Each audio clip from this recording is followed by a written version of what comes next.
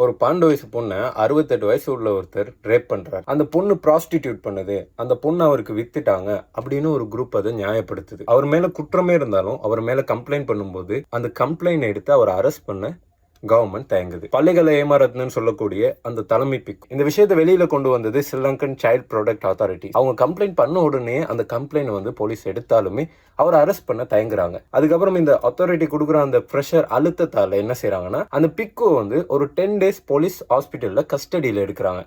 அதாவது இந்த சினிமாவிலாம் நீங்க பார்த்துருப்பீங்க, ஒரு பொலிட்டீஷியன் இல்லைன்னா ஒரு பிஸ்னஸ் மேனை அரெஸ்ட் பண்ண போனா அவருக்கு டக்குன்னு ஹார்ட் அட்டாக் வரும். அந்த நேரம் பார்த்து அவர் ஹாஸ்பிட்டல் கொண்டு போவாங்க. இந்த சேம் சீக்வன்ஸ் வந்து எங்கேயும் செஞ்சாங்க. அப்படியே ஒரு 10 நாள் பம்மலாத்தம் காட்டிட்டு அவர் திரும்ப கோர்ட்டுக்கு கொண்டு வராங்க. இந்த 10 நாளில் அன்னைக்கு என்ன இந்த கோர்ட் நாளில் என்ன செய்யணுங்கிறத முடிவு பண்ணிட்டாங்க. அவருக்கான பெயில் கொடுக்கப்படுது. இந்த வழக்கு இனிமே தொடர்ந்தும் விசாரிக்கப்படும். எண்ட் அப்படிங்கிறது ஐ டோன்ட் நோ. இது ஜோக்கு, அழக்கூடாது, சிரிக்கணும்.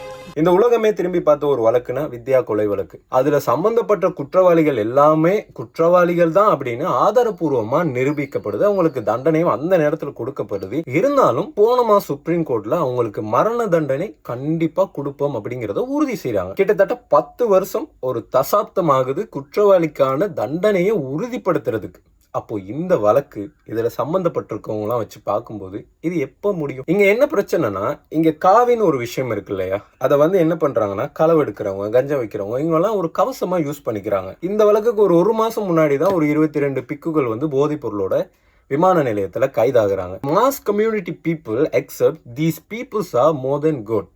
கடவுளையும் தாண்டி கடவுளுக்கும் மேல அப்படின்னு இவங்களை வந்து ஒரு நிலையில வச்சிருக்கிறாங்க. அதனாலதான் இங்க எல்லா பிரச்சனையும் நடக்குது. அந்த நிலை மாறும் வரைக்கும் இப்ப நடந்திருக்க இந்த குற்றமா இருக்கட்டும், இனிமே நடக்க போற கண்ணுக்கு தெரியாத குற்றங்களா இருக்கட்டும் தொடரும். இது ஃபேக்ட்.